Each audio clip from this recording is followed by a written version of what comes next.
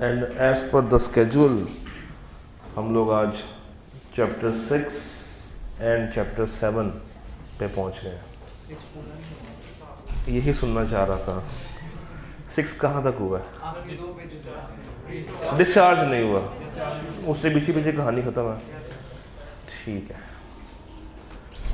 क्योंकि मैंने भी 6 को टॉपिक वाइज तोड़ा था। मुझे पूरी उम्मीद थी कि 6 पूरा नहीं होने वाला इतने लिमिटेड से टाइम में, तो मैंने फिर 6 को डिफरेंट पैटर्न पर तैयार किया।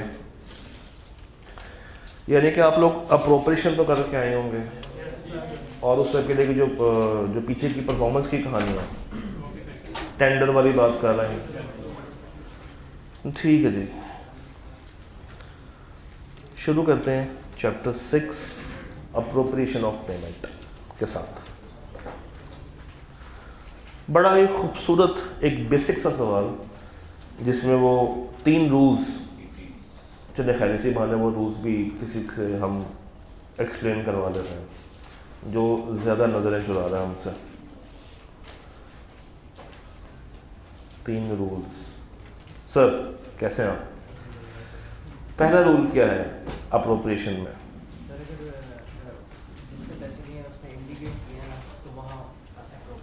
इसके लिए एक आसान सा वर्ड बताते हैं, डेटर बनता है। तो अगर तो आपको डेटर बता रहा है, इट मीन्स कि आपने उसी के मुताबिक उसको अपोर्शन कर देना। सेकंड रूल क्या था? अगर उसने इंडिकेट नहीं किया, डेटर इंडिकेट नहीं किया, तो जिसको पैसे दिए यानी कि क्रेडिटर, वो अपनी पसंद से उसको एलोकेट कर सकता है। अब इसमें 3 बातें हमें ज़हन में रखनी है। क्रेडिटर के लिए टाइम मैटर नहीं करता, वो किसी भी डेट को पहले और बाद में माइनस कर सकता है, एक्सेप्ट एक ऐसा डेट जो कि डिस्प्यूटेड है, यानी कि वो टाइम बार्ड को माइनस कर सकता है, डिस्प्यूटेड को माइनस नहीं कर सकता। और इस पे वो वाली बात भी नहीं लगती कि इसने ऑर्डर ऑफ टाइम पे आना है। ये किसी को भी पहले माइनस कर ले, किसी को भी बाद में माइनस कर ले, इसके ऊपर कोई रोक नहीं। डिस्प्यूटेड डेट क्या है? एक ऐसा डेट जिसमें कन्फ्लिक्ट हो, दोनों पार्टीज आपस में डिसएग्रीमेंट में हो। जैसे फॉर एग्जांपल एक बच्चा है कॉलेज का, उसने पीआरसी के ज़माने में कॉलेज का शीशा तोड़ा था कुछ दोस्तों के साथ मिलके। अब कॉलेज कहता है कि तुमने तोड़ा, वो कहता है कि मैंने नहीं तोड़ा, दोस्तों ने तोड़ा। और उस बच्चे ने पीआरसी के पैसे भी देने हैं और कैफ के पैसे भी देने हैं। तो जब ये पेमेंट करेगा कॉलेज को किसी फ़ी की और नहीं बताता कि इसको एलोकेट कैसे करना है, तो कॉलेज पीआरसी के पैसे तो माइनस कर सकता है, कैफ के पैसे भी माइनस कर सकता है, मगर वो जो शीशा तोड़ा है उसके पैसे माइनस नहीं कर सकता जब तक ये डिस्प्यूटेड रहेगा। और जब ये उसकी डेफिनेशन से बाहर आ जाए तो माइनस कर सकता है। और तीसरा रूल क्या है? जब डेटर भी खामोश है, क्रेडिटर भी खामोश है, तो फिर प्रोविजन ऑफ लॉ, और लॉ कहता है FIFO, order of time, first in first out. और अगर इंटरेस्ट भी पेएबल हो और प्रिंसिपल भी पेएबल हो, तो पहले इंटरेस्ट माइनस होगा और उसके बाद प्रिंसिपल माइनस होगा। तो यही कुछ बातें आई कि हमने बार बार टेस्ट की हैं। ये सवाल देखते हैं। सवाल ये है कि हमारे पास 4 डेट्स आ रहे हैं, 37,000, 20,000, 50,000 और 63,000, जिसका टोटल बन रहा है 170। डेटर ने पेमेंट की और पेमेंट करते टाइम चेक के पीछे लिख दिया 20,000 प्लस 50,000। अब आप मुझे ये बताएं, क्या डेटर इंडिकेट कर रहा है या नहीं कर रहा? और किस को इंडिकेट कर रहा है इम्प्लाइडली? एक इसको और एक, यानी कि वो कहता है कि 2-3 वाला माइनस कर लो और 3-8 वाला माइनस कर लो और 30-8 वाला माइनस कर लो। तो जो उसने 70,000 पे किया है 5 अगस्त को, ये 2 माइनस हो जाएंगे, पीछे क्या बच जाएगा? 37, और इन दोनों को ऐड करके बताएं आंसर क्या आता है? 1 लाख। और 170 माइनस 70 आंसर क्या आता है? 1 लाख। तो अगर तो उसने following words on the back of the cheque लिख दिए हैं, तो क्या क्रेडिटर अपनी पसंद से माइनस कर सकता है? नहीं, फिर उसको डेटर की ये बात माननी पड़ेगी। और अगर कोई इंस्ट्रक्शंस ना देता फिर क्या होता? तो फिर अपॉर्चुनिटी किसके पास आती? और अगर वो भी खामोश रहता, ऑर्डर ऑफ टाइम, और वो क्या है? First in first out. अच्छा, इसमें एक वर्ड लिखा हुआ है गारंटीड बाय वसीम, इससे कोई फर्क पड़ेगा? पक्की बात है। चले फिर ये वाला सवाल देखें जरा, मुझे बताएं इसमें क्या होगा।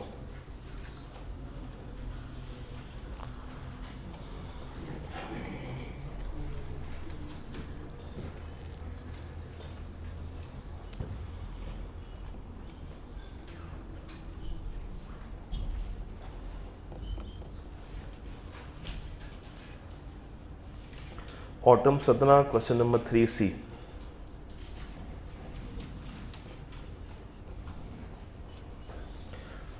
कुल अमाउंट ड्यू कितनी है? 350। निसार डेटर होगा, उसने चेक भेजा ₹1,00,000 का और कोई इंस्ट्रक्शंस नहीं दी। तो मिराज यानी कि क्रेडिटर ने सारी पेमेंट जो माइनस की है वो एक 50 वाले डेट से माइनस कर दी है। कर सकता है या ज़रूरी था कि पहले वो इसमें से माइनस करता? ज़रूरी होगा कि गारंटी है तो उसमें से पहले माइनस किया जाए? नहीं, ऐसी कोई बात नहीं। तो गारंटर यानी कि इमरान भाई ने एतराज़ किया कि यार तुमने मेरे में से माइनस क्यों नहीं किया, सारा इसमें से माइनस क्यों कर दिया? तो क्या इमरान भाई का एतराज़ करना बनता है? नहीं। अगर इनको एतराज़ करना है तो किसके पास जाके एतराज़ करें? डेटर के पास, जिसकी ये क्या दे के बैठे हुए हैं? गारंटी दे के बैठे हुए हैं। तो 3 नंबर के लिए हो जाएगा। अच्छा, एक सवाल है आपसे, इनवॉइस डेट या ड्यू डेट कौन सी लेनी चाहिए? एक डेट पे इनवॉइस बनती है, एक डेट पे वो इनवॉइस ड्यू होती है। तो अप्रोप्रिएशन के लिए ड्यू डेट यूज होनी चाहिए या इनवॉइस डेट यूज होनी चाहिए? पेमेंट कब होती है, इनवॉइस में या ड्यू पे? तो हम डेट भी कौन सी लेंगे? Due date. ये सवाल देखें जरा पहले, ऑटम 22 क्वेश्चन नंबर 8। मुझे आपने इसकी वर्किंग करके बतानी है कि इसकी एलोकेशन कैसे कैसे करेंगे। बताएं, अपने कैलकुलेटर के ऊपर या रजिस्टर के ऊपर इसकी वर्किंग करें और मुझे बताएं कि किस में से कितना माइनस हो रहा है। You have 5 minutes for this.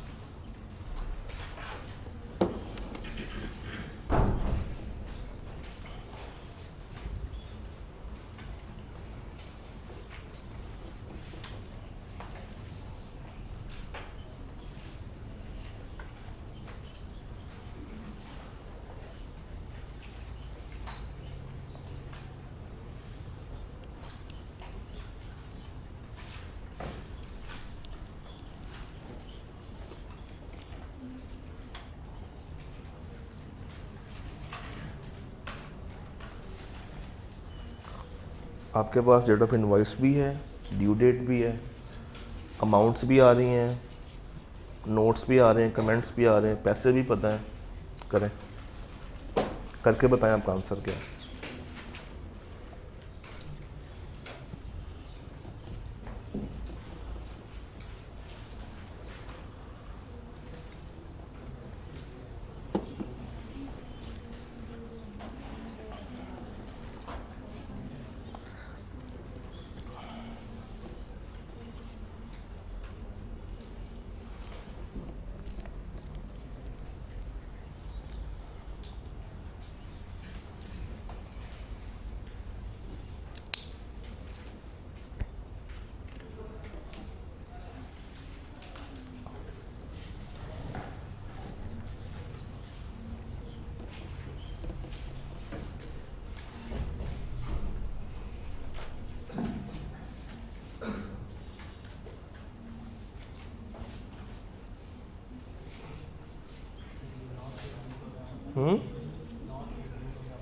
किस चीज़ का?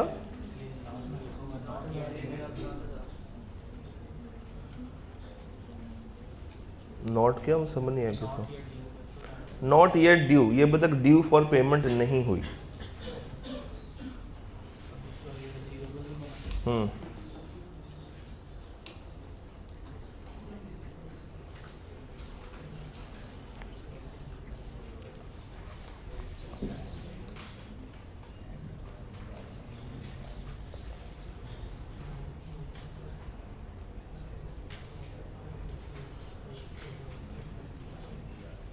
हाँ जी, हो रहा है या नहीं हो रहा?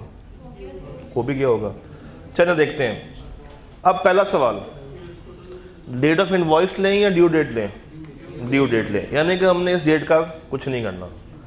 कितने पैसे आ रहे हैं? डेटर ने कुछ कहा, क्रेडिटर कुछ कर रहा है नहीं। तो अब on the basis of time, सबसे पहले सबसे पुराना कौन सा है? फेब का। मगर ये तो टाइम बार्ड है, तो फिर कर सकते हैं। कौन सा नहीं कर सकते? डिस्प्यूटेड। तो 2 20 में से 60 माइनस करके बताएं आंसर क्या आ रहा है? 160।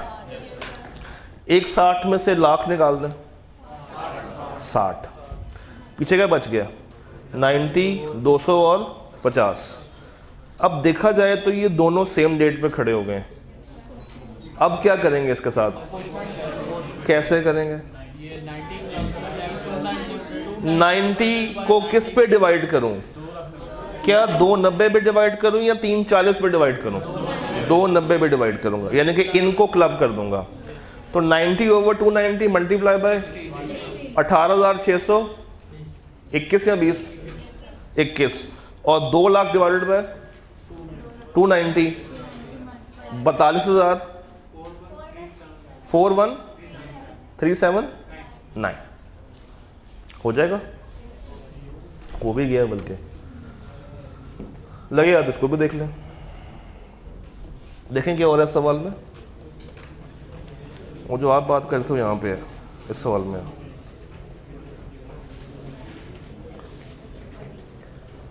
अगर एग्जाम में इस तरह का सवाल आ जाए तो अच्छी बात है या बुरी बात है? बहुत अच्छी बात है, ये मुफ्त के नंबर है। तो इसका मतलब है कि मुझे बी लॉ के पेपर में कैलकुलेटर लेके जाना चाहिए, कभी भी इस तरह का सवाल आ सकता। चलिए एक सवाल देखें ज़रा।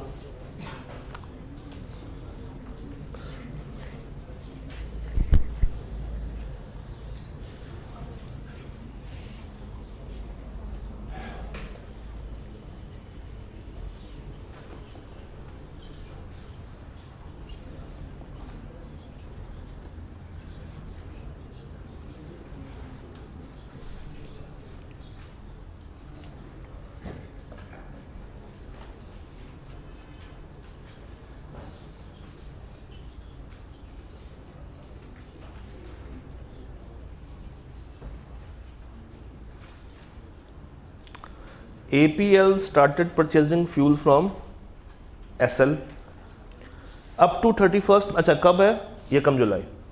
31 मई 2021 तक APL ने कोई पेमेंट की SL को? नहीं की। तो SL ने कहा कि मैं क्या चार्ज करूंगा? Late payment fine. Sir charge करते हैं किस चीज़ को?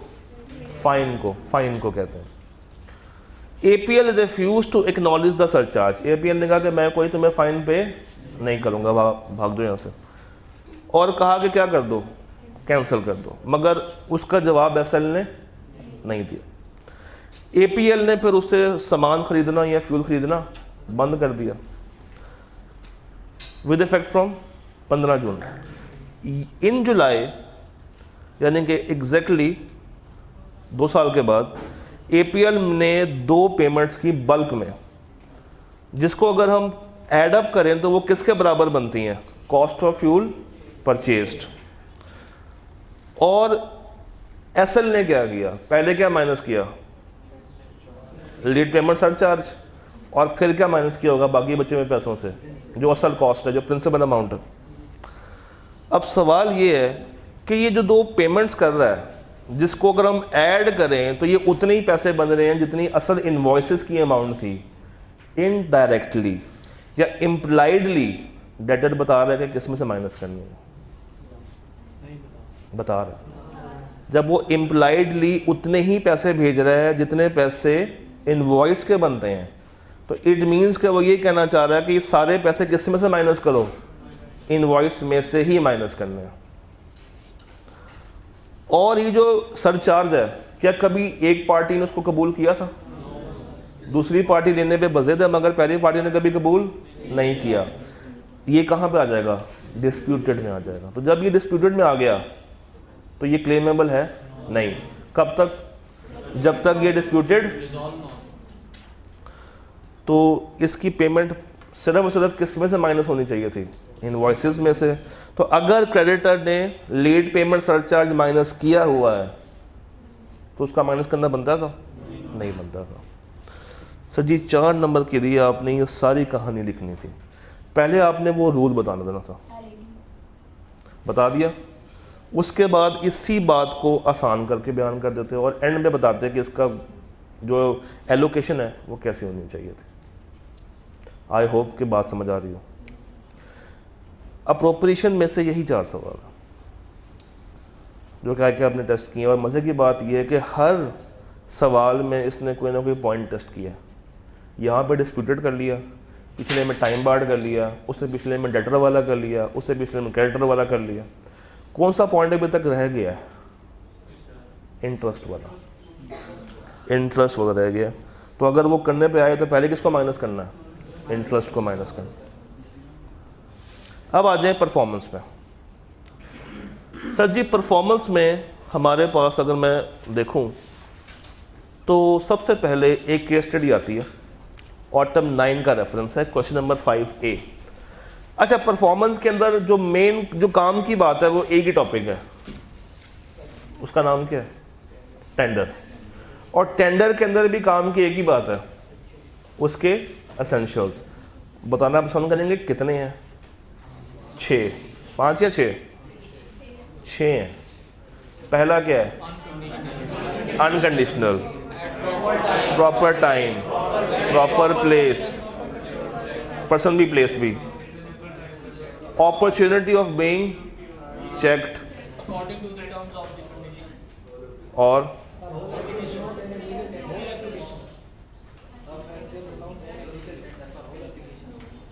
ठीक है, और reasonable opportunity, हो गया।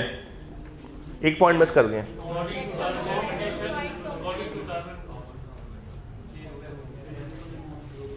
on exact amount, एक काम करते हैं ना, एक एक करके सबसे पूछ लेते हैं। एक बंदा पकड़ते हैं, 6 के 6 पूछते हैं। 6 के 6।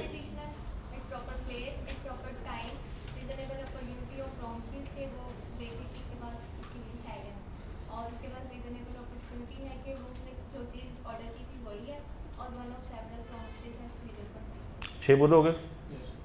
अब आए।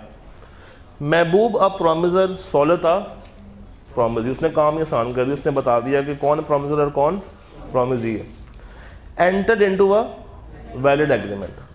However when Mehboob made an offer of performance, Saulat refused. एक बंदा परफॉर्मेंस दे रहा है, दूसरी पार्टी उसको रिफ्यूज कर रही है। मुझे बताइए दोनों में से एग्रीव्ड पार्टी कौन सी बनी है? महबूब या सौलत? एग्रीव्ड पार्टी कौन सी होती है? जिसके साथ जुल्म हुआ हो। और डिफॉल्टिंग पार्टी कौन सी होती है? जिसने जुल्म किया हो। तो महबूब ने कहा कि मैं अपनी परफॉर्मेंस देता हूँ, उसने रिफ्यूज़ किया, तो एग्रीव्ड कौन है? महबूब। डिफॉल्टिंग कौन है? अब बताइए महबूब के पास क्या राइट्स होंगे? वॉइडेबिलिटी का राइट है इसके पास, चाहे तो वॉइड कर दे, अब कहे कि जनाब मैंने तुम्हारे लिए परफॉर्मेंस देनी ही नहीं, और अगर चाहे तो चल उसको वो वैलिड रख सकता है और उसकी तरफ से लेट परफॉर्मेंस को कबूल कर सकता है। अच्छा, अगर इसने दूसरी पार्टी पे कोई डैमेज डालना हो तो पहले उसको बताएगा, जब ये अपनी परफॉर्मेंस लेकर आएगा तो ये बताएगा कि भाई चूँकि तुमने लेट परफॉर्मेंस दी है, अगर तो तुम ये डैमेज बर्दाश्त करना चाहते हो तो परफॉर्मेंस दे दो, अदरवाइज ना दो। अच्छा जी, also state the essentials of, अब तो बता देंगे 5 नंबर के लिए प्योर रट्टा सवाल है ये, इसमें कोई लॉजिक नहीं है। असल में उसने मांगा क्या आपसे? एसेंशियल्स। जो उसका मेन थीम है, उसने 6 पॉइंट्स गालिबन 3 नंबर के लिए टेस्ट कर रहा होगा, और 2 नंबर के लिए क्या टेस्ट कर रहा है? Rights and responsibilities. Second question जरा पढ़िए Mujahid, spring 11 question number 3C। Mujahid agreed to accept.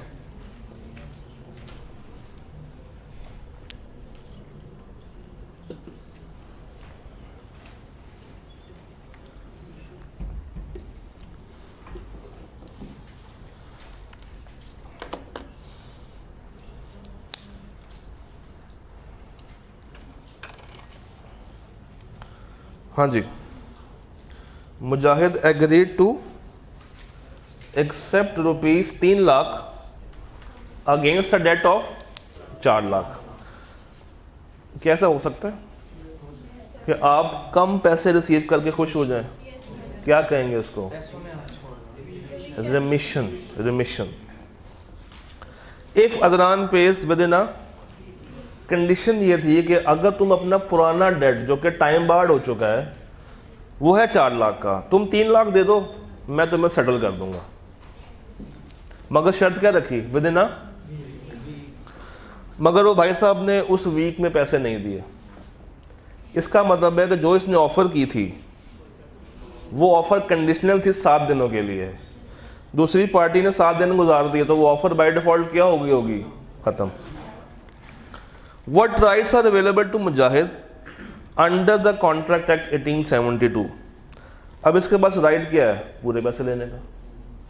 इसके पास राइट क्या है कि अब वो पूरे पैसे ले। और कोई राइट आपको ज़हन में आ रहा?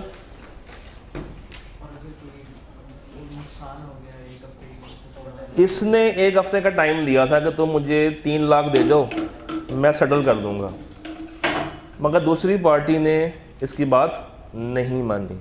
अगर इस वजह से इसका कोई नुकसान हो गया है तो वो किससे क्लेम करेगा?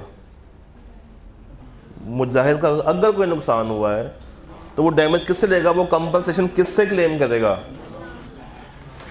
अगर अदनान वही अमाउंट, उतनी ही अमाउंट आफ्टर 15 डेज टेंडर करे और मुजाहिद एक्सेप्ट कर ले, अब बताइए क्या राइट्स होंगे मुजाहिद के पास?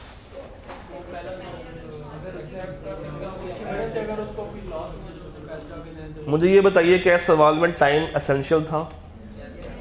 जो टाइम फैक्टर है एसेंशियल है।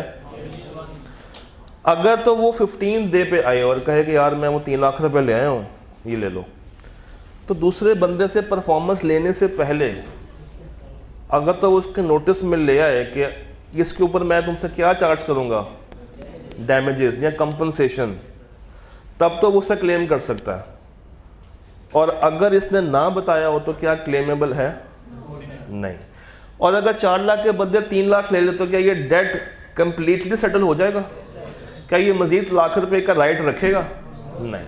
तो ये बात आपने बयान करनी थी।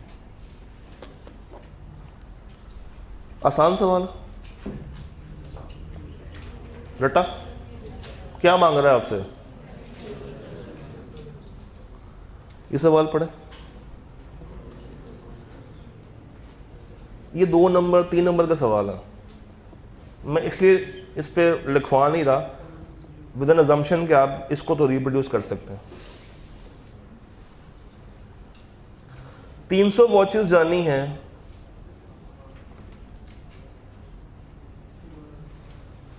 क्या ये सिनेरियो है? नहीं, ये टाइप 2 सवाल है। ऊपर इसने हल्का सा स्केच खींचा है और नीचे क्या पूछ रहा है आपसे? क्रैमिंग पूछ रहा है। और क्रैमिंग में भी क्या पूछ रहा है? एसेंशियल्स। ये एक मजे का सवाल लग रहा है, इसके ऊपर डिबेट करते हैं। सवाल पढ़ें। A very interesting question. मगर क्या आप लोगों ने डिस्चार्ज किया है? चलिए ट्राई करें, कोई बात नहीं। अगर नहीं भी किया तो हम थोड़ा सा तो टच कर सकते हैं उस एरिया को। उस लिस्ट का तो पता है ना, जिस लिस्ट में वो बताते हैं कि कौन कौन सी सुपर विनिंग की पॉसिबिलिटी होती है, कौन कौन सी नहीं होती। इतना तो पढ़ा होगा ना। चलिए ट्राई करें अगर आपके जहनों में आता है तो। कभी कभी आइकर में भी ऐसे होता है, कुछ चीज़ भूल जाती है, तो वो सवाल छोड़ के नहीं आना, कुछ ना कुछ हाथ पाँव मार के आने, शायद सही हो ही जाए। तो यही समझ लें कि ऐसा आइकर में हो गया। 3 नंबर के लिए हो चुका है। Reference point spring 22, question number 5 का पार्ट 3।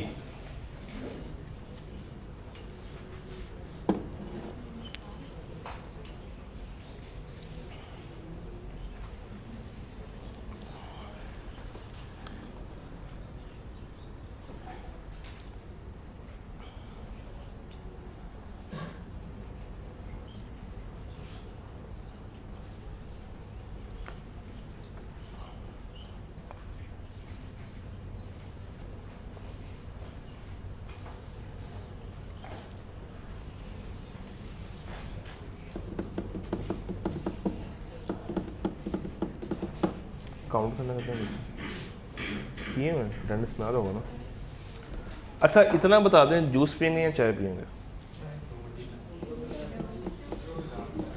नहीं, कोई एक जूस वाले कितने बैठे हुए हैं? कैंसिल कर दूं जूस भी? ये इसलिए पिला रहा हूँ कि आपने सैटरडे पे पूरा हफ्ता आए हैं फिजिकली, और जो बाकी आपके दोस्त यार थे वो तो आस्ते आस्ते भागना शुरू हो गए हैं। तो आप चूँकि आपने एफर्ट की है और सेशन भी थोड़ा सा लंबा है, तो आपको कुछ ना कुछ तो हमें एंटरटेन करना है। तो कोई जूस वाला है हमें तो बता दें, ठीक है? इनको माइनस करके सबके लिए चाय ले आओ, ठीक है ना? आपको जूस वाला है, हमें एक कॉमन कर लेते हैं ना, इस तरह से मिक्स होगी। या सारे जूस कर लें या सारे चाय कर लें। चाय सुबह के थके हुए हैं, चाय कर लें सबको। अब चाय को बनने में भी टाइम लगेगा, तब तक तो आप बैठ ही जाएंगे हमारे पास। ये भी ट्रिक होता है आपको बिठाने का। कम से कम आप चाय के वेट में तो बैठेंगे। पढ़ाई चाय जी, मैंगो लेने कब तक आ जाएगी? सर जी मैं बना नहीं रहा हूँ, जाएगा ऑर्डर देगा वो, पहले तो वो परेशान होंगे, इतना बड़ा ऑर्डर आ गया एकदम से। फिर उन्होंने कहना पैसे लेकर आओ, फाइन बर्दाश्त करेंगे, फिर मैं साइन करूँगा, फिर ये फिर जाएगा दूध लेके। तो आहिस्ता आहिस्ता जब आखिरी सवाल कर रहे होंगे ना, तब चाय आपके हाथों में होगी। तभी मैं एडवांस ऑर्डर दे रहा हूँ। आप पूछेंगे चाय कब आएगी? जी, वॉशिंग मशीन मंगवानी थी एक मुल्क से, मगर उस मुल्क में क्या हो गई है? हड़तालें चल रही हैं, अनरेस्ट हुआ हुआ है। तो उसने कहा कि यार वहाँ से तो नहीं आ सकती हैं, मैं कहीं और से मंगवा देता हूँ, किसी और मुल्क से मंगवा देता हूँ। तो बस इतना बता दें कि अगर एक मुल्क में पॉलिटिकल अनरेस्ट है, स्ट्राइक्स हैं, लॉकआउट्स हैं, क्या वो वैलिड रीज़न है या नहीं है? नहीं है, ये वैलिड रीज़न नहीं है। तो क्या जिसने मशीन मंगवाई है वो दूसरे मुल्क वाली मशीनरी लेने के लिए बाउंड है? नहीं। वो वो कौन सी मशीनरी बार बार क्लेम करेगा? जो उसने असल में मंगवाई है। तो ये बाय हुक और बाय क्रोक उसको वो मशीनरी ला के देनी ही पड़ेगी, अदरवाइज क्या होगा? ये दोनों आपस में मिल के या नोवेशन कर सकते हैं, या ऑल्ट्रेशन कर सकते हैं, या रेसिशन कर सकते हैं। रिमिशन और वेवर नहीं होगा यहाँ पे, ये 3 ही होंगे। क्या समझ नहीं आई? क्या नहीं, वैलिड नहीं है ना। लॉ कहता है कि सुपरवेनिंग इम्पॉसिबिलिटी में ये पॉइंट नहीं आता कि अगर स्ट्राइक है, लॉकआउट है या वॉर चल रही है, कुछ भी हो, हम नहीं मानते। एक केस में मानेगा, जंग वाला केस और है, वो जंग भी आपके मुल्क के साथ चलनी चाहिए, वो काउंट होगा अंडर एलियन एनिमी। ये काउंट हो रहा है स्ट्राइक, लॉकआउट, ये वो वाला जंग है, वो वाली जंग नहीं है। ये पॉलिटिकल अनरेस्ट है। जिस तरह नॉर्मली पाकिस्तान में क्या होता है, कंटेनर लगा के रास्ते बंद कर दिए जाते हैं, दंगे हो रहे होते हैं। 9 में 7 में 9 में ये तो आप करके नहीं आए, तो ये बेचारा फिर नेक्स्ट डे पे चला जाएगा। चैप्टर 7 शुरू करते हैं।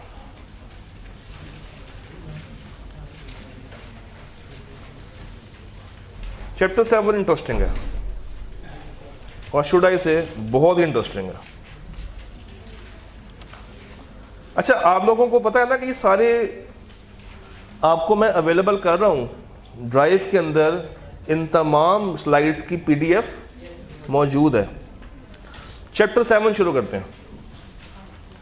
अब इसका पैटर्न वही, क्योंकि ये तो आप लोगों ने पूरा किया होगा। हाँ जी, वो मैं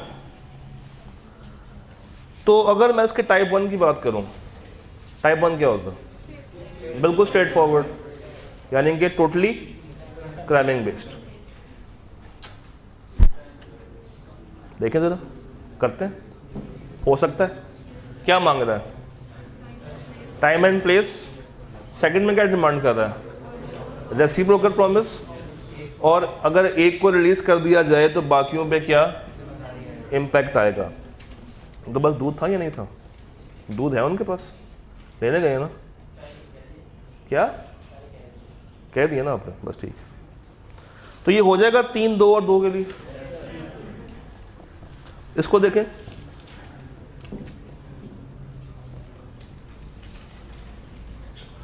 अगर मैं ऊपर वाले सवाल का सिर्फ पार्ट 1 टेस्ट करूं तो ये सवाल बन जाता। ये भी क्या था? ये भी क्या है? ये कब आया था? ये कब आया? After how many years? ये 3 नंबर का था। भाई के अपने आपकी तो अहमियत की है ना। वो हुए, इसका मतलब क्या है? खतरनाक नहीं, रिपीट। स्प्रिंग 13, स्प्रिंग 19 और ऑटम, एक ही सवाल 3 दफा रिपीट हुआ। देखें जरा कौन सा? रेसिप्रोकल प्रॉमिस, चैप्टर 7 का आखिरी सफ़ा। एक दफ़ा बस उसको रीड कर लें ताकि मुझे एतमानान आ जाए कि आपने तीनों सवाल कर लिए। Just a quick read, just a quick read. Reciprocal वाली बातों को एक दफ़ा बस जल्दी से रीड कर लें। हाँ जी, डेफिनेटली। देखिए ना, 3 नंबर 5 और 5 रूल्स के साथ ही डिमांड कर रहा। जस्ट रीड कर लें, फिर आगे चलते हैं।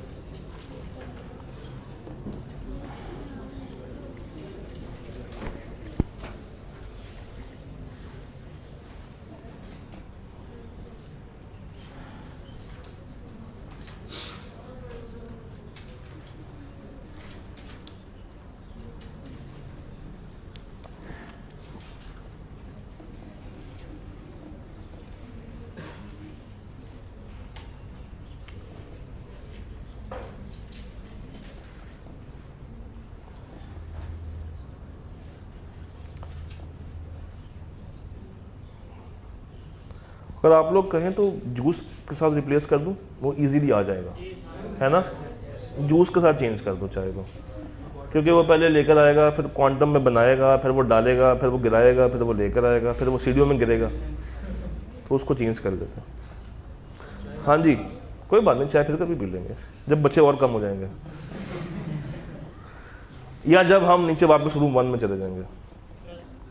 हाँ जी, ये हो गया तीनों सवाल। पढ़ लें, सुकून से पढ़ लें, मैंने आपको डिस्टर्ब कर बीच में कर दिया था।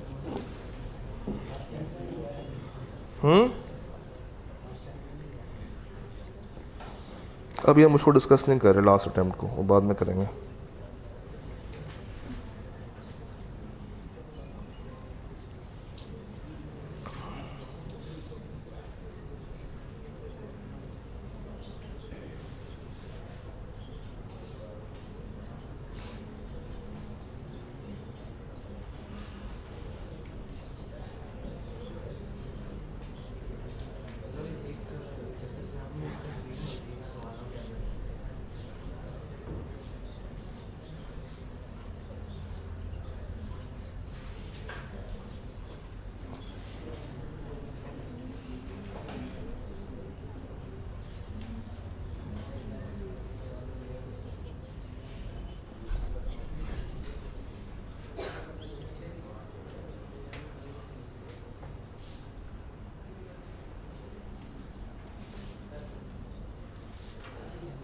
जी हो गया जी, चाय शुरू हो गई है? चलो बस ठीक है।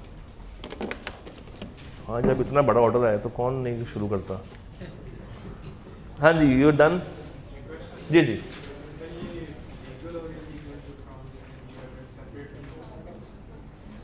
वो सब्जेक्ट ऑब्जेक्ट वाली बात करना चाह रहे हो, अभी उस पर आते हैं। अभी तो हम ये रिटर्न वाले सवाल कर रहे हैं ना।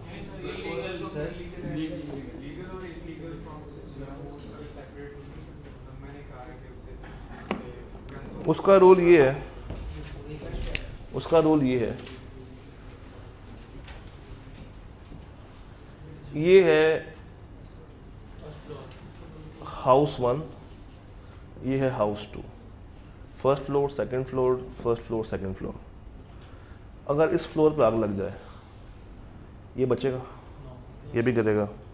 अगर मैं इस पे आग लगाऊं सेकंड फ्लोर पे, ये बच जाएगा। इसका मतलब ये है कि अगर पहली चीज़ ही क्या है, इल्लीगल है, और दोनों को मैं आपस में डिस्टिंग्विश नहीं कर पा रहा, तो दूसरी चीज़ भी ऑटोमेटिकली क्या हो जाएगी, इल्लीगल। और अगर डिस्टिंग्विश कर सकता हूँ और पहली चीज़ क्या है, लीगल, और जो इलीगल है मैं उसको अलग से रख सकता हूँ, तो जो लीगल है वो लीगल रहेगा, जो इलीगल है वो अवॉइड हो जाएगा। चरस और गंदम, चरस प्लस गंदम। एक कॉन्ट्रैक्ट हुआ, उसने कहा मुझे 10 किलो गंदम चाहिए और 6 किलो चरस चाहिए, और पैसे उसने इकट्ठे दे दिए। आप डिस्टिंग्विश नहीं कर सकते। इसमें एक चीज़ क्या है, गंदम, और एक चीज़ क्या है, चरस, मगर पैसों को आप अलग अलग नहीं कर सकते। आपके पास कोई मेथड नहीं है डिस्टिंग्विश करने का, तो पूरा कॉन्ट्रैक्ट क्या हो जाएगा, वॉइड। मैं वही कह रहा हूँ ना, अज्यूम करें कि नहीं कर सकते, और अगर कर सकते हैं तो फिर देखा जाएगा कि पहली चीज़ क्या डिमांड की है। पहली अगर गंदम है तो गंदम वैलिड और चरस, और अगर पहली चरस है तो वो ख़त्म और गंदम वैलिड। तो पहला सवाल ये देखना है कि वेदर आई कैन सेग्रीगेट और नॉट। अगर तो मैं सेग्रीगेट ही नहीं कर सकता तो पहले और बाद की तो रौला ख़त्म हो गया, वो सारा क्या हो जाएगा। और अगर मैं सेग्रीगेट कर सकता हूँ तो पहली चीज़ क्या है, उसके मुताबिक देखेंगे। डन। अगर पहली ही ख़राब है, इलीगल है, तो सारी की सारी क्या हो जाएगी, और अगर पहली लीगल है तो वो लीगल रहेगी और दूसरी वाली डन। अच्छा जी, कहाँ गया ये, चैप्टर 7 टाइप 2। हमें रूल तो पता है तो उसके ऊपर डिबेट नहीं करते। सोहेल एंड अफाक। अब यहाँ पे जब आप लोग चैप्टर 7 का सवाल सॉल्व करते हैं ना, तो एक डिबेट आती है। आईकैप का सवाल काफ़ी कंफ्यूजिंग है। वो कभी कहेंगे कि हाँ जी इनको तोड़ दो, आप इनसे अलग अलग परफॉर्मेंस करा सकते हो, और कभी कहेंगे कि आप इनसे अलग परफॉर्मेंस नहीं ले सकते, कंबाइन ही लेनी पड़ेगी। तो अक्सर बच्चे कंफ्यूज होते हैं कि इसको सॉल्व कैसे करें। तो ऐसे में एक रूल हम लोगों ने ये निकाला कि सब्जेक्ट को नहीं तोड़ा जा सकता और ऑब्जेक्ट को तोड़ा जा सकता। सवाल ये है कि अब सब्जेक्ट क्या है, जो काम, जो परफॉर्मेंस कर रहा है या मांग रहा है, मांग रहा है। और ऑब्जेक्ट कौन है, जो जिससे परफॉर्मेंस डिमांड की जा रही है या जो परफॉर्मेंस कर रहा है। सोहेल एंड अफाक ने 2 मिलियन दिए किसको, मोहसिन, लैला एंड फैज़ान को जॉइंटली। ड्यू डेट आ गई और लैला बेचारी क्या हो गई, इंसॉल्वेंट। विदाउट इन्फॉर्मिंग सोहेल यानी कि Afaq wants Mohsin to repay the full amount. अब मुझे ये बताइए पैसे डिमांड कौन कर रहा है, तो ये सब्जेक्ट है या ऑब्जेक्ट है, सब्जेक्ट है। और सब्जेक्ट को तोड़ा जा सकता है, इसका मतलब है कि उसको इन्फॉर्म करना ज़रूरी है। इसने क्या किया, इसको इन्फॉर्म नहीं किया और खुद ही से चला गया किसके पास, मोहसिन के पास जाके कहा कि मुझे सारे के सारे पैसे तुम दोगे। ऑब्जेक्ट को तोड़ा जा सकता है, मगर इसने गलती क्या की, इसको साथ लेके जाना चाहिए था, उसको साथ लेके नहीं गया। अगर ये दोनों जाते तो वो मोहसिन से डिमांड कर सकते थे। और क्या मोहसिन पेमेंट करने के लिए लायबल था? क्या सारी पेमेंट करने के लिए लायबल था? तो फिर ये बाकी किससे रिकवर कर सकता है? बाकी कितने बचे हैं? एक लैला बची और एक लैला कौन है? पीछे कौन बच गया? तो ये शेयर कितनों में डिवाइड होगा? 2 में डिवाइड होगा। तो मोहसिन के राइट समझ आ गए। और क्या इसको कंपेल किया जा सकता है टू पे द फुल अमाउंट? यस। और कौन कर सकता है? ये दोनों मिल के कर सकते हैं, दोनों अलग अलग नहीं कर सकते। अगर आपको ये सवाल क्लियर है ना, तो ICAP ने इस सवाल की बहुत दफ़ा आपसे बार बार करेक्टर्स चेंज कर करके प्रैक्टिस करवाई हुई है। देखते हैं। हाँ जी, इसमें लॉ की प्रोविजन क्या आएगी? रेसिप्रोकल वाली, जो आखिरी पॉइंट है जहाँ पे वो जॉइंट वाली बात करता है।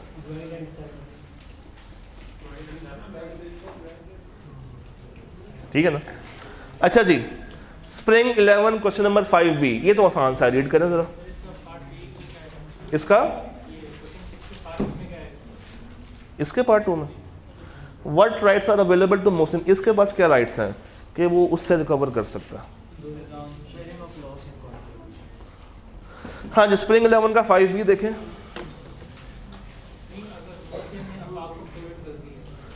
मोहसिन ने अगर अफाक को पेमेंट कर दी तो ये पेमेंट नहीं मानी जाएगी, वो रिकवर करेगा वापस जब तक ये दोनों नहीं देंगे, इकट्ठे डिमांड नहीं करेंगे, ये दोनों इकट्ठे डिमांड नहीं करेंगे, तब तक इसको पेमेंट नहीं करेगा। तो अगर इसने कर दी हुई है तो ये पैसे वापस जाएंगे, रेस्टिट्यूशन होगी, पार्टीज वापस से दोनों इकट्ठे मांगने के लिए जाएंगे, फिर ये पे करेगा और फिर ये रिकवर किससे कर सकता? जी, spring 11 5B। M promised to manufacture and deliver to N, क्या? एक remote control toy helicopter. Agreed specifications in first week, क्या मैं कह दूं कि ये एक स्पेसिफिक कॉन्ट्रैक्ट है या ना कहूं? जरा गौर से देखें इस लाइन को। कस्टमाइज्ड है या नहीं है? कैसे पता चला? एग्रीड स्पेसिफिकेशंस, यानी कि वो खुद बता रहा है कि उसको ये जो हेलीकॉप्टर टॉय है वो किस तरह का चाहिए, किस कलर का चाहिए, किस डिज़ाइन का चाहिए, उस पर क्या लिखा हो, शायद ये कोई चीज़ एम्बोस करवा रहा हो उसके ऊपर। नासिर ने इन टर्न प्रॉमिस किया कि वो कितने पैसे पे करेगा? अमाउंट लिखी हुई है? नहीं, मगर कब पे करेगा? 2nd week of March. क्या ये चलता है 2nd वीक ऑफ मार्च? मतलब क्या हम पेमेंट बाद में कर सकते हैं या मौके पे करनी होती है? बाद में की जा सकती है। यानी कि एक पार्टी अगर पहले परफॉर्मेंस दे दे तो दूसरी पार्टी ने अगर परफॉर्मेंस होल्ड करनी है, बाद में देनी है, तो ये अलाउ है। अच्छा जी, आगे क्या हो रहा है? M did not deliver the toy. Should Nasir या N keep his promise? जिससे टॉय मांगा था उसने टॉय नहीं दिया, तो क्या N को अपना प्रॉमिस बरकरार रखना चाहिए? नहीं। क्यों? क्योंकि रेसिप्रोकल प्रॉमिस में क्या है? एक हाथ दे दूसरे हाथ ले। जब एक पार्टी परफॉर्मेंस नहीं दे रही तो दूसरी पार्टी को परफॉर्म करने की जरूरत है? नहीं है। तो एग्रीव्ड कौन बना? M या N? N, नासिर। तो डिफॉल्टिंग कौन बना? M। तो रेमेडी किसके पास आएगी? M के पास या N के पास? नासिर के पास। और क्या रेमेडी आएगी? पहली बात, वॉइडेबल बनेगा या नहीं बनेगा? जहां पे भी एग्रीव्ड पार्टी आए, इसका मतलब है कि उसके पास एक राइट बाय डिफॉल्ट आता है। वो राइट कौन सा होता है? वॉइडेबल का राइट। चाहे तो वैलिड कर दे, चाहे तो, अगर तो वॉइड कर दे तो जो कंपनसेशन M से डिमांड करेगा, M को वो पे करने पड़ेंगे। वो कौन से हो सकते हैं? Ordinary damage. इसने क्या मांगा है? हेलीकॉप्टर। उसने नहीं दिया तो इसने कहां से परचेज किया होगा? Difference between market price and contract price. ये क्या कहलाता है? ये किससे क्लेमेबल है? M से क्लेमेबल है। क्लेम कौन करेगा? नासिर। और अगर ये मान ले कि चलो तुम मुझे बाद में दे देना, तो जिस टाइम पे वो लेट डिलीवरी कर रहा है उस टाइम पे अगर ये चाहता है कि उससे मैं कोई कंपनसेशन लूँ, लेट डिलीवरी की लूँ, तो उसको इंफॉर्मेशन में लाना पड़ेगा। कब? Before the delivery. और अगर डिलीवरी करने के बाद ये क्लेम करे तो ये क्लेम जायज़ है। ये सारी बात लिखनी है। Am I clear? कोई सवाल? यस। ओए होए, देखें जरा।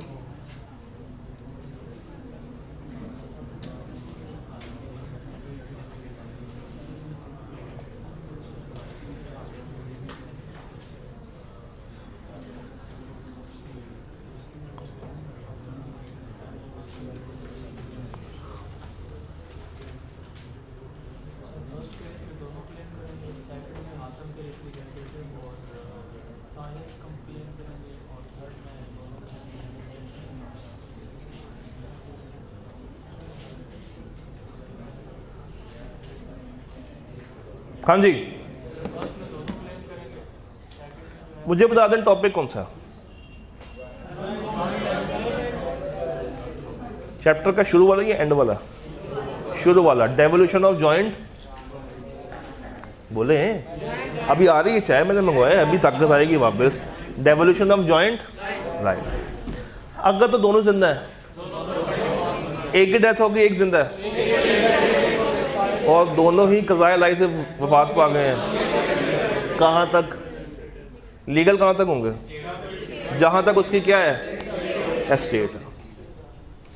आप तो पढ़ने वाले बच्चे बन गए हैं गलती से।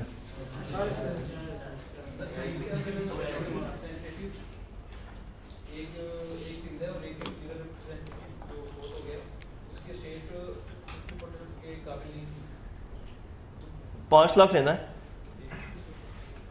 ए से और बी से, एक ही डेथ हो गई है, और रूल ये था क्योंकि बराबर बराबर था। एक ही प्रॉपर्टी में 2 लाख था, कितना चाहिए था? तो 50। ये सवाल है ना आपका, ये देगा। और अगर दोनों की डेथ हो, दोनों की प्रॉपर्टी में से 4 ही रिकवर हो रहा हो, तो फिर 4 ही मिलेगा, क्योंकि पार्टनर्स इंडिविजुअली और जॉइंट भी लाएंगे।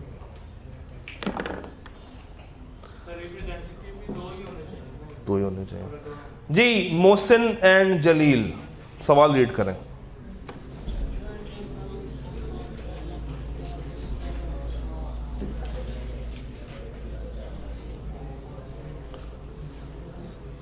सब्जेक्ट ऑब्जेक्ट का ध्यान रखना है।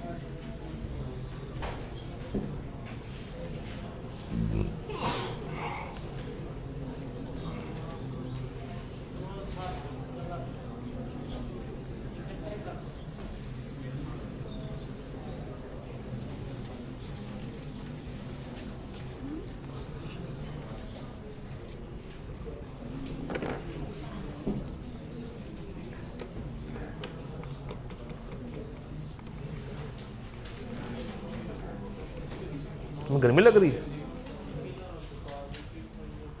हाँ जी, सब्जेक्ट कौन है? मोहसिन जलील सब्जेक्ट है या मोहसिन मुस्लिम और मुनाफ? कैसे पता चला? पैसे डिमांड कौन करेगा? तो सब्जेक्ट कौन बनेगा? डिफॉल्ट कौन कर रहा है? तो जब डिफॉल्ट किया तो उनमें से एक दूसरे को बताए बगैर केस करने पहुंच गया। ये वही सवाल है जो भी पीछे देखा है। तो दोनों को इकट्ठे केस करना चाहिए था। क्यों? सब्जेक्ट को तोड़ा नहीं जा सकता। ये दोनों क्या है? किसी एक से क्लेम कर सकता हूँ और जिससे लूँगा वो दूसरे से रीइंबर्स करेगा। तो 2 नंबर का सवाल था, सिंपल, वावे सिंपल नहीं हो गया? ओए ओए ओए ओए, ये तो लिखना बनता है। मतलब इतनी, इससे पहले कि चाय अगर आपके हाथ में चाय का कप हो और आप लिख ना पाएँ, मैं नहीं चाहता कि आप वो फील करेंगे सर ने लिखवाया नहीं था। ये सवाल चाय के आने से पहले पहले चाय के इंतज़ार में लिख डालें। 10 मिनट आपको दे रहा हूँ, 10 मिनट गिनती के। चाय को ठंडा होने से बचाना आपका काम है। जितनी जल्दी लिख लेंगे चाय ठंडी नहीं होगी आपकी। क्या क्या क्या क्या? हाँ, मैं ठंडी चाय नहीं पीता, मैं पी जाता हूँ। हाँ जी, करें करें करें।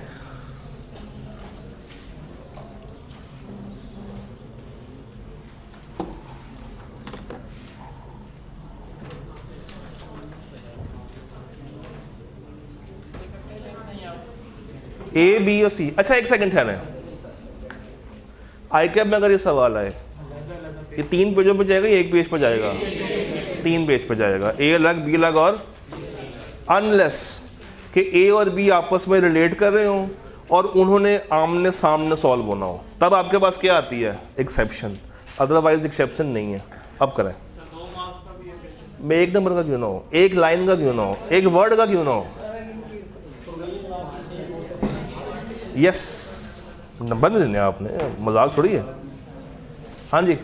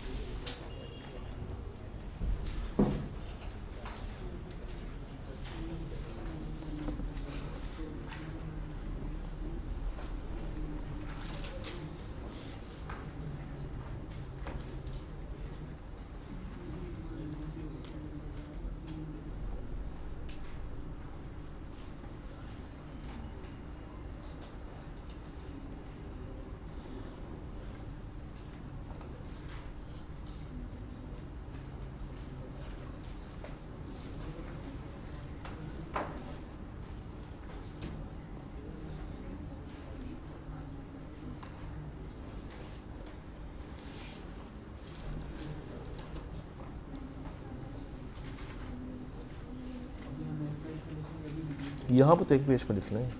मैं इतना जुल्म नहीं करूँगा, आपको 3 से फजाया करूँगा। वो पर्ची वाले भाई आए हैं आज, जो जिन्होंने पर्चियाँ मुझे भेजी थी,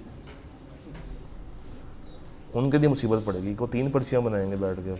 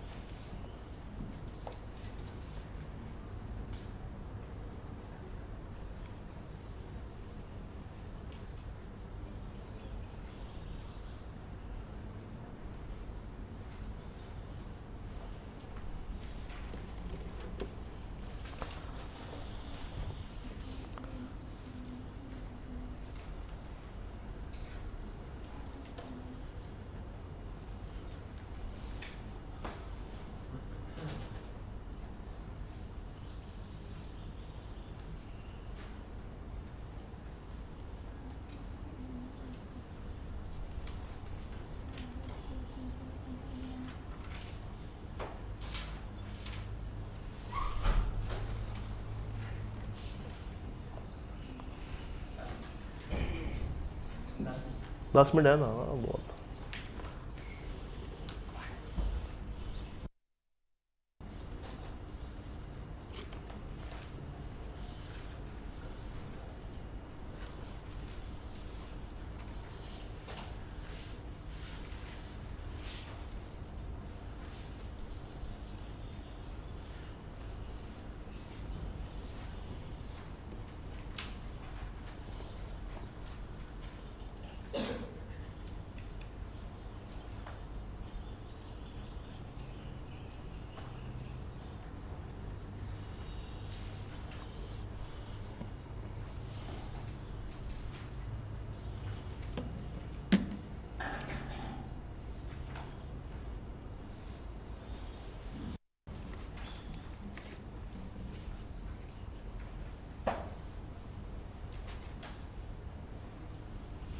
पाँच मिनट, इतना लंबा तो वैसे था नहीं, हो जाना चाहिए अभी तक तो।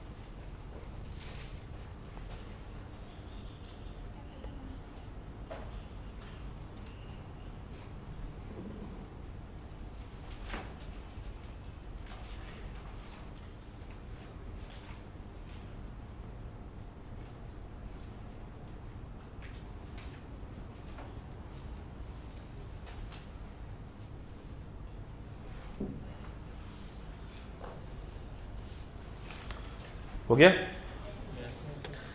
जी। क्या कहते हैं पार्ट ए में क्या लिखा है? क्या दानिश भाई रिकवर कर सकते हैं लोन? ले सकते हैं। क्यों? क्योंकि सब्जेक्ट एक है या दो है या तीन है या चार है? एक ही है। तो दानिश अगर चाहे तो किसी एक से भी लोन डिमांड कर सकता है। क्या दानिश रिकवर कर सकता है लोन अगर फरहान, नुमान, सलमान डाई हो जाएं? किनसे? कहाँ तक? और अगर ये किसी एक को रिलीज कर दे, यहाँ पे करते हैं, यहाँ पे कर देते हैं। तीन पार्टनर्स हैं ए, बी और सी। इन्होंने मिला के डी का देना है 6 लाख। कुछ ऐसा सवाल है। ये ए रोता हुआ आया डी के पास, उसने कहा कि यार मुझे बीच में से निकाल दो, मैं परेशान रहता हूँ, मेरे घर में मेरी बेटी की शादी है, तो मुझसे लोन ना लो। डी ने तरस खा के ए को क्या कर दिया? रिलीज कर दिया। उसने कहा चलो तुम जाओ, क्या याद करोगे। अगले दिन ये भाई साहब पहुंच गए। किससे रिकवर करेगा? बी से। और कितना कितना करेगा? 3 लाख और 3 लाख। कितना बन जाएगा? जब ये रिकवर करके चला जाएगा तो ये बेचारा साइड पे बैठ के मुस्कुरा रहा होगा, वो हंस रहा होगा, देखा मामू बना दिया ना। तो ये मामू उसने इनको बनाया या इसको बनाया? डी को बनाया। ये आपस में रिकवरी करेंगे। तो ये अब क्या होगा? लाख जो इसने भरा ज्यादा वो क्लेम करेगा और सी भी अपना एक्स्ट्रा लाख क्लेम करेगा। अच्छा, अगर इसने 4 पे किया होता और इसने 2 पे किया होता फिर क्या होता? तो बी 2 लाख रिकवर करता किससे? ए से। क्लियर है? ये डेवल्यूशन समझ आती है? हाँ जी। इसने माफ किया, इसने माफ किया कि मैं तुमसे नहीं मांगूंगा आके। ना ना, लायबिलिटी उतनी ही है, लायबिलिटी कम नहीं हुई, क्योंकि ये लायबल इंडिविजुअली भी है और जॉइंटली भी है। चलें, अगर ये रिलीज ना करे और इंसॉल्वेंट हो जाए फिर भी अमाउंट कितनी रहेगी? 6 लाख, और कौन भरेगा? बी और सी। तो इसके रिलीज़ करने से अमाउंट ख़त्म नहीं होती, अमाउंट उतनी की उतनी ही रहेगी। जी जी,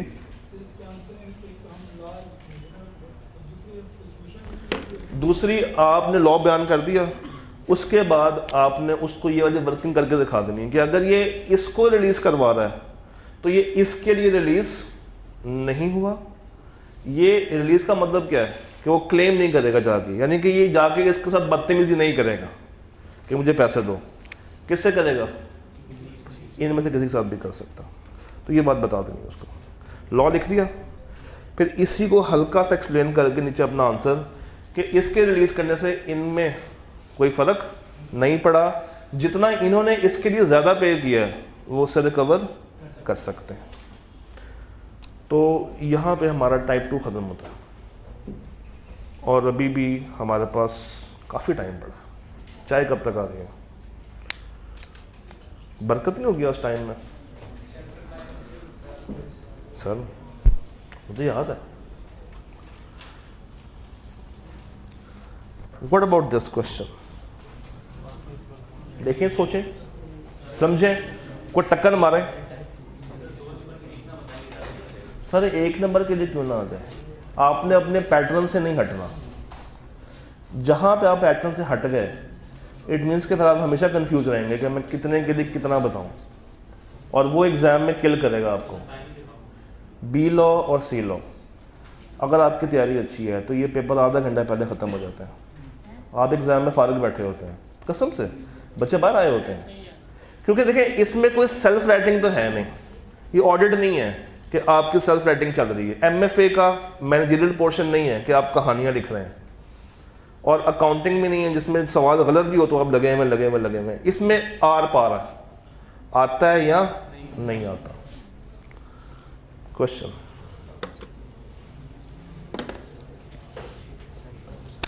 ये 2 पार्ट्स हैं।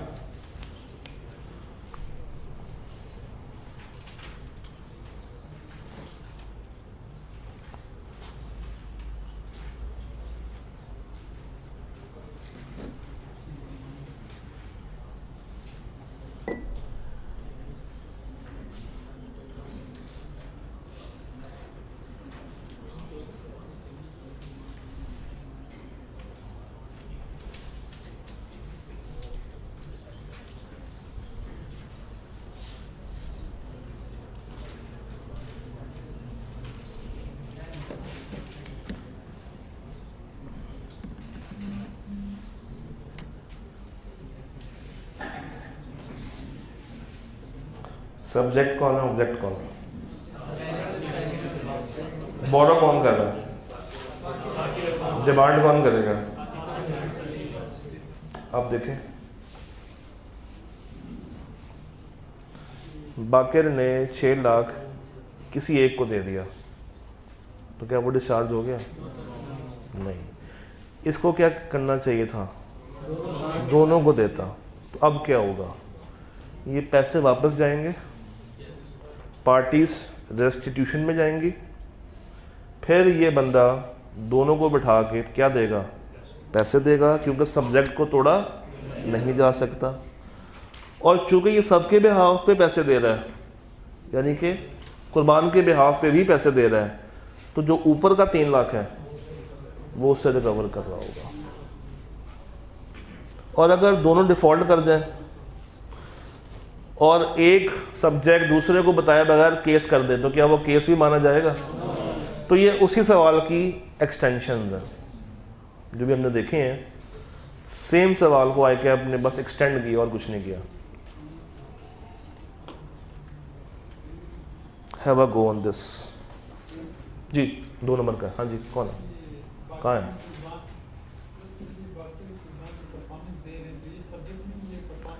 पैसे किसके हैं? डिमांड कौन करेगा? लेकिन डिमांड कौन करेगा? जिसने पैसे दिए हैं वही डिमांड करेगा ना उनसे जाके। नहीं किया, मगर ड्यू डेट पे डिमांड कौन करेगा? जिन्होंने पैसे दिए हैं वही डिमांड करेंगे। तो सब्जेक्ट कौन बनेगा? उससे फ़र्क नहीं पड़ेगा, वो वाइन के वाइन खड़ा रहेगा अपनी जगह पर, क्योंकि अल्टीमेट देखो ना परफॉर्म कौन कर रहा है और कौन परफॉर्मेंस डिमांड कर रहा है। पैसे वापस करना डिमांड नहीं है, पैसे वापस करना अपनी ऑब्लिगेशन पूरी करना, तो हमेशा वो क्या रहेगा, ऑब्जेक्ट रहेगा, और जो उस साइड पे खड़ा है वो सब्जेक्ट रहेगा। इसको ट्राई करें। फ़हीम सलीम जमील ने 50 रुपये बोरो किए हैं, किससे? कमाल से। अब आप कहेंगे सर ये तो मिलियन है, तो मैं कहूँगा आपकी जेब में कितने पैसे हैं, तो उतने ही अमाउंट को ले लेते हैं। They jointly promise to repay the borrowed amount. In the absence of express agreement, what would be the rights and liabilities of joint promisors? Also explain the rights and liabilities if Kamal releases Jamil from the joint liability. अगर वो release कर दे फिर क्या होगा? यही case, और उसका right क्या होगा कि अगर एक बंदा सबके बिहाफ पे पैसे दे दे तो उसका ये राइट है कि वो बाकियों से क्या करेगा, रीइंबर्स करेगा। How the liability would devolve in case of death, ले जाना डेथ वाला पॉइंट पूछ गया, तो क्या होगा, और वो कहाँ तक, एस्टेट तक। जीएफ गोल्डन फूड्स, गैर शरई सवाल, इसको नहीं पढ़ना, गुनाह मिलेगा।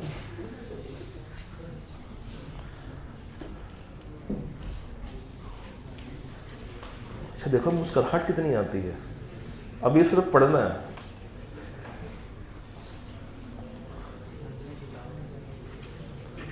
और अभी आप लोग FR1 जवाब साहब से पढ़ रहे हैं, अभी भी ये हालत है, पता नहीं यार कब बड़े होंगे। चलो है, वापस आ जाए। हाँ देखें, पेपर में दिल लगाने के लिए बार बार GF GF GF, तो आकर आपको G ग्रेड दे के फेल कर देगा। वो आएगा ग्रेड फेल, GF है ना, ग्रेड कौन सा आया बच्चे का, फेल। चले करें, सोचें, थीम बनाएं, मुझे बताएं कहाँ से आंसर करेंगे।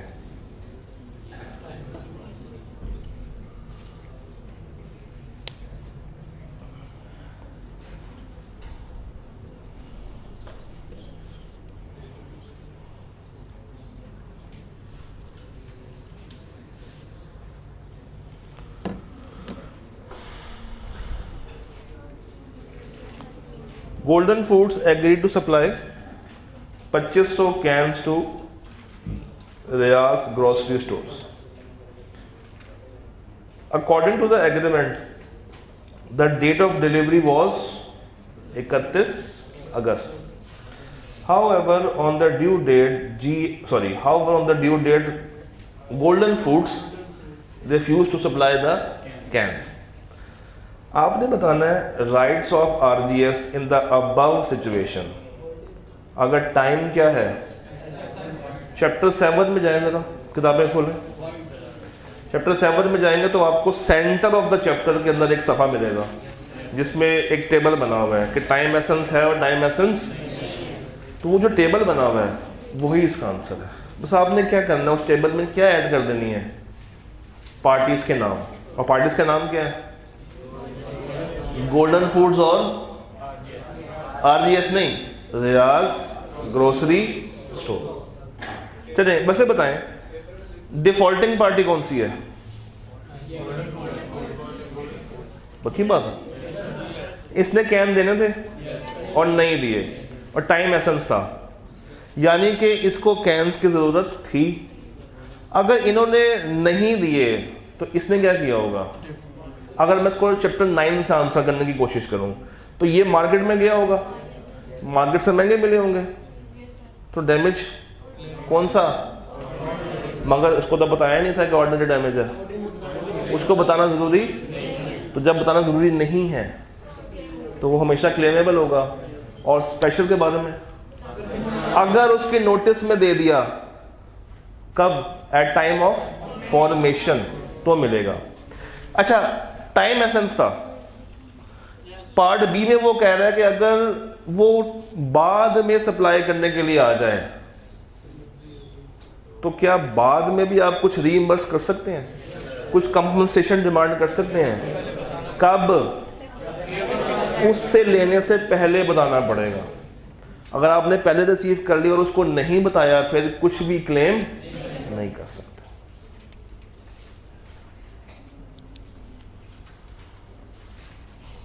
सरिया ट्रेडर्स, प्लीज हैव अ गो। मुझे लग रहा है मुक जाना है, चाह नहीं आनी। कहा था जूस मंगवा ले, मानते नहीं आप लोग। गलत फैसले इंसान को ले डूबते हैं। हाँ, जब मैंने पहले पूछा था कि जूस पीने या नहीं, तब सबने कहा था नहीं सर, चाय चाय चाय चाय।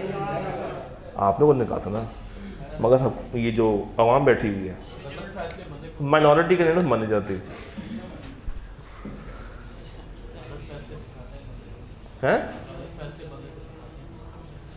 तो सीए मानना फैसला गलत था या सही था?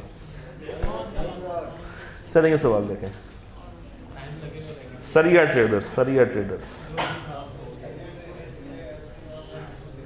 क्या? हाँ जी, लिख सकते हैं, मगर एक दफ़ा ना पूरा नाम लिख के ब्रैकेट में उसको शो कर दें कि मैं किसको रिप्रेजेंट कर रहा हूँ, ताकि एग्जामिनर कंफ्यूज ना हो। तो एक दफ़ा उसको बता दिया, फिर लिखते गए।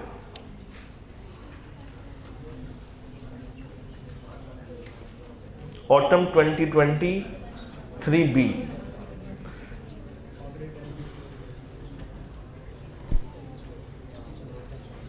ये सवाल पहले भी तो किया हम लोगों ने, उसका ए पार्ट किया था। चैप्टर कौन सा था? 9 नहीं था, 10 भी नहीं था, 8 भी नहीं था, 5 भी नहीं था, 3 था शायद। चलो खैर, नहीं 9 ही था, 9 में किया था।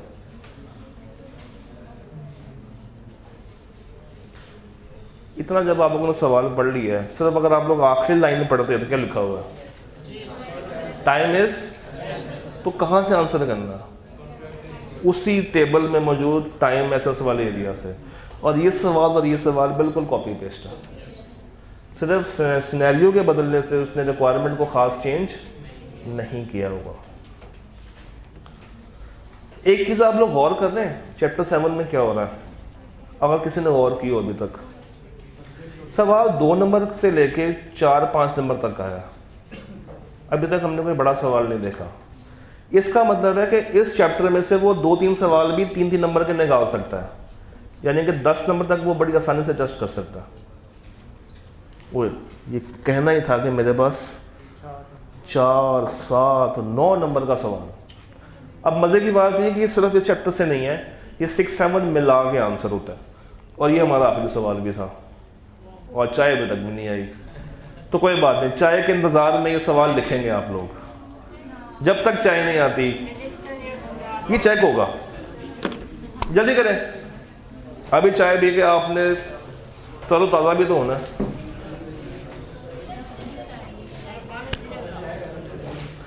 पहले लिखें, इस सवाल में डाइव लगाएं, इसको समझें, उतारें, फिर डिस्कस करने का मज़ा आएगा। अदरवाइज़ तो फ़ायदा नहीं इसको डिस्कस करने का। तो एक ही सवाल जो आपसे लिखवाना है वो अच्छे वाला, वो ये था। प्लीज़ टाइम ना ज़ाया करें, चाय की याद में सवाल लिख लें। नो नहीं,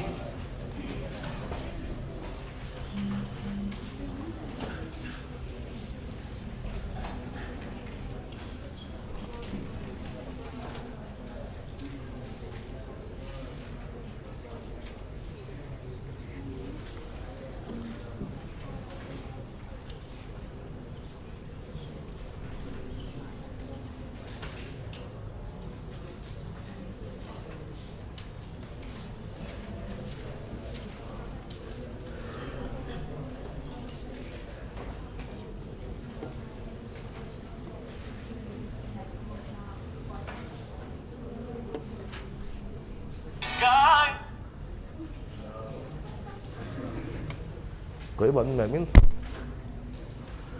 मेरे भी वही जज्बात हैं जो कि आपके हैं।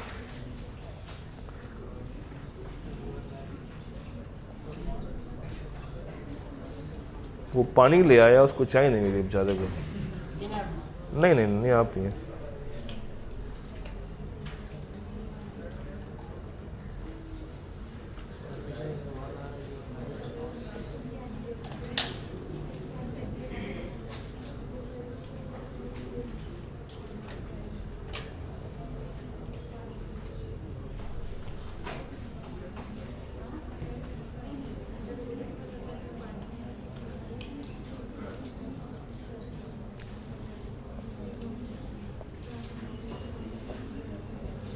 मुझे बातों की आवाज़ क्यों आ रही है? हालांकि हाथ चलने चाहिए थे, ज़बानें तो बंद होनी चाहिए थी।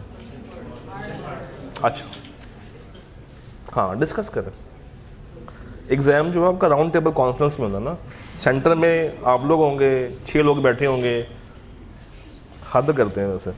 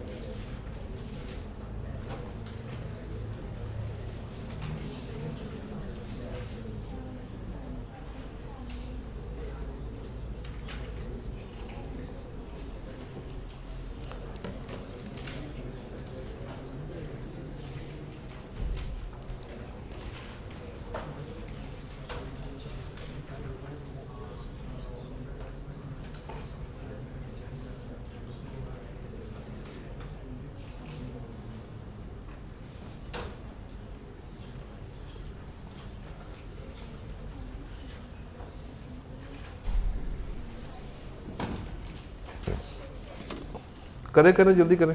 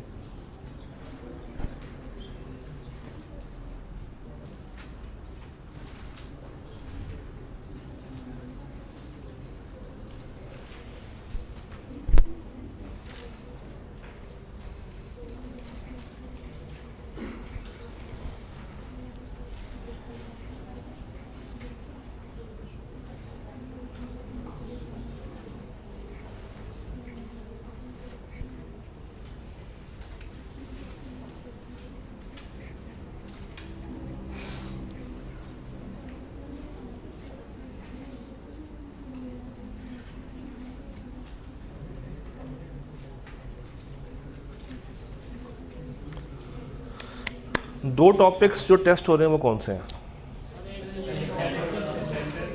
एक तो टेंडर है और हाँ टाइम एसेंस। कुछ और भी टेस्ट हो रहा है? ब्रीच थोड़ा बहुत। चले करें करें करें, बस ठीक है, करें करें करें करें, ठीक है, वो करना है, लिखना है, बातें नहीं करनी।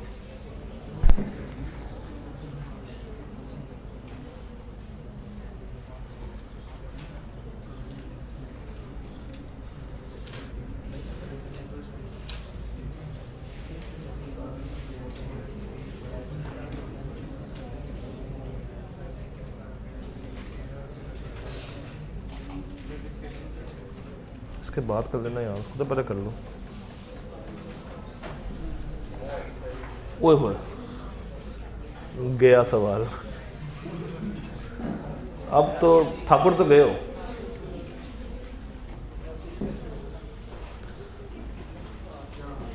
बिस्किट भी है? वाह भाई, बिस्किट रख के रख के आए थे, कंफर्मेशन थी कि चाय तो लाजमी मिलेगी मिलेगी।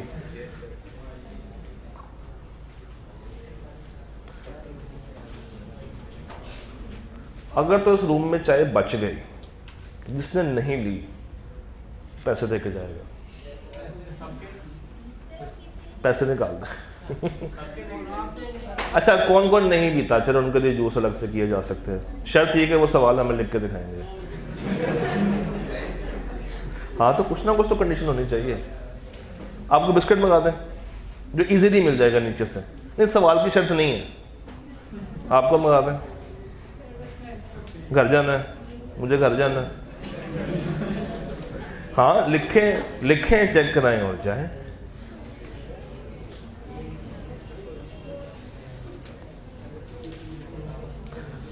देखिए मजे की बात बताऊं क्या है, आप लोगों ने कुछ नहीं किया, एक हफ्ते में बैठे बैठे तकरीबन 80% of the contract act revise भी हो गए, और उसके साथ साथ आपकी जो लिखने की क्षमता है वो भी बढ़ गई है। चलिए डिस्कस करते हैं। Kazim agreed to supply 5 lakh fibre rolls, cotton fibre rolls, एक स्पेसिफिक डिजाइन के। अच्छा, स्पेसिफिक डिजाइन से क्या मुराद है कि उसने चूज किया होगा कि मुझे यही चाहिए, और ये कब तक पहुंचाने हैं, 4 सितंबर बिटवीन 10 से लेके, यानी कि उसने बता दिया है कि डेट और टाइम बता दिया, और चूंकि उसको अर्जेंटली वाला पॉइंट भी है, इसका मतलब है कि टाइम एसेंस है या नहीं है, एसेंस है। और 4 सितंबर काजिम रोल तो ले आया 8:30 बजे, मगर सुबह के रात के, और कहा कि बस फटाफट से ले लो, मुझे आगे भी रोल डिलीवर करने जाने हैं। उसने कहा नहीं रुको, मैं ज़रा इसको चेक करना चाहती हूँ कि क्या ये वही रोल है जो कि मैंने मंगवाए थे, उसी स्पेसिफिक डिज़ाइन के हैं या नहीं, तो क्या ये इसके पास राइट है, चेक करने का राइट है। मगर उसने भी तो बोंगी मारी है ना, वो कहती है कितने बॉक्स चेक कराओ, ये ज्यादती है। मगर 1000 नहीं तो उसको एक रीजनेबल अपॉर्चुनिटी मिलनी चाहिए थी कि वो अपने सैंपल बेसिस पे चेक कर सके, इंस्पेक्ट कर सके। अब एक तो वो पहले लेट आया है, अगर ये जरा जल्दी आता तो इंस्पेक्शन का मौका था, मगर ये भाई साहब भी मौके का फायदा उठाते कब आए हैं, लेट पहुंचे। अच्छा जी, काजिम ने थ्रेटन किया कि अगर तुमने GDN साइन नहीं की, गुड्स रिसीविंग नोट साइन नहीं किया GRN, अगले 10 मिनटों में तो मैं तुम्हें डिलीवर नहीं करूंगा। टेंडर की एक शर्त है कि दूसरी पार्टी कंडीशन इम्पोज, और इसको पता है कि उसको अर्जेंट चाहिए, तो ये अपनी कंडीशन डाल गया कि 10 मिनट में साइन करो, अदरवाइज मैं जा रहा हूँ। और इसको क्योंकि ये फंस चुकी है, इसको साइन लाजमी करना पड़ गया। चाय खत्म नहीं हुई अभी तक? अच्छा, कितनी बनवा ली है? कहाँ पे थे?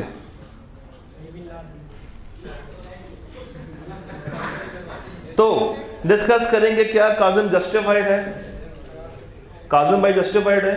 नहीं, क्योंकि वैलिड ऑफर फॉर परफॉर्मेंस नहीं हुई, वो एसेंशियल्स मीट नहीं हुए। कौन सा मीट नहीं हुआ? एक तो ये कंडीशन डाल रहा है और दूसरा उसको रीजनेबल अपॉर्चुनिटी नहीं दी जा रही, तो 6 में से 2 बातें मीट नहीं हो रही। नहीं, मैं नहीं पीऊंगा। Part B, Kazim bought the cotton fabric rolls for delivery to Zainab workshop on 5 तारीख। वो कहता है पार्ट बी में, वो कह रहा है अज्यूम करें कि ये अच्छे टाइम पे ले आया 10:30 बजे, मगर किस डेट पे लाया, उसको कब चाहिए थे, यानी कि टाइम एसेंस था, इसने परवाह नहीं की और अगले दिन ले आया। तो जब टाइम एसेंस होगा तो ये जो बाजी है, क्या नाम है बाजी का, बाजी ज़ैनब, ये एग्रीड पार्टी बन गई है। तो ज़ैनब ने क्या किया, रिफ्यूज, चूंकि इसके पास वॉइडेबल का राइट है तो ये इसको रिफ्यूज करने का राइट भी रखती है। However, Zainab offered to take the delivery if she is given a special discount of, उसने कहा कि अगर तुम मुझे 20% का स्पेशल डिस्काउंट देते हो तो मैं रिसीव कर लूँगी। अब ये वही चीज़ है, टाइम एसेंस है, दूसरी पार्टी सामान लेके पहुंच गई है, ये 20% बतौर कंपनसेशन चार्ज होगा, ये बतौर कंपनसेशन, और ये उसको बताना पड़ेगा डिलीवरी से, और अगर डिलीवरी ले ली फिर बता रही है तो फिर इसको नहीं मिलेगा। हाउएवर ज़ैनब, अच्छा ये हो गया। अब आपने बताना है अगर वो रिफ्यूज कर दे तो क्या वो लायबल है? अगर ज़ैनब कहे कि मुझे नहीं चाहिए तो क्या ज़ैनब लायबल है? नहीं, वो लायबल नहीं है। और अगर ये 20% डिस्काउंट में मान जाए तो क्या 20% जो उसने डिस्काउंट दिया वो बाद में क्लेम कर सकता है? ये 20% का डिस्काउंट नोवेशन है या ऑल्ट्रेशन है? इसका डिफरेंस थोड़ा बहुत आइडिया है? थोड़ा बहुत होना चाहिए। क्या आपके पास एक कागज़ है? एक कागज़ चाहिए मुझे। ऑल्दो आपने पढ़ना मंडे को है, मगर मैं एक कागज़ के थ्रू आपको इसका डिफरेंस बता सकता हूँ। बढ़िया सा एक बस कागज़ फाड़ दें यार मुझे, और बस कर दो। चाय कितनी चाय है? नहीं साफ चाहिए, फाड़ दे यार, इतना साफ से फाड़ा। सर जी ये देखें, फर्स्ट करें ये एक एग्रीमेंट है, ये क्या है? एक हम अज्यूम कर लेते हैं कि एक बच्चा कॉलेज आता है और आकर कहता है कि मुझे एडमिशन चाहिए बी लॉ में। कॉलेज ने क्या किया होगा? उसका नाम लिखा होगा एडमिशन फॉर्म पे, सब्जेक्ट लिखा होगा और उसको एनरोल कर लिया होगा। अगले दिन उसको याद आता है कि मुझे बी लॉ नहीं पढ़ना, मुझे कॉस्ट पढ़नी थी। तो अब वो कॉलेज पहुंचा, उसने आके कहा कि भाई मुझे बी लॉ नहीं पढ़ना, मुझे क्या पढ़नी है? मुझे कॉस्ट पढ़नी है, मेरा सब्जेक्ट चेंज कर दें। तो अगर तो कॉलेज ने उसका फॉर्म फाइल से निकाल के बी लॉ को काट के, बी लॉ को काट के क्या लिख दिया है? Cost. This is alteration. This is जो एग्जिस्टिंग उसी डॉक्यूमेंट पे की जा रही है। और अगर ये कहे कि मैं वापस जा रहा हूँ, मेरी जगह पे मेरा दोस्त पड़ेगा, जो पैसे मैंने दिए मैं वही संभाल होंगे, हम एक्स्ट्रा पैसे नहीं देंगे, और कॉलेज मान जाए।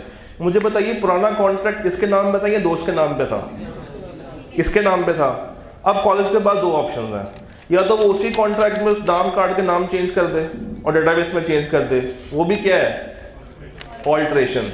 अच्छा आवाज़ नहीं आ रही, हाथ में चाय है ना, वो क्या है? ऑल्ट्रेशन।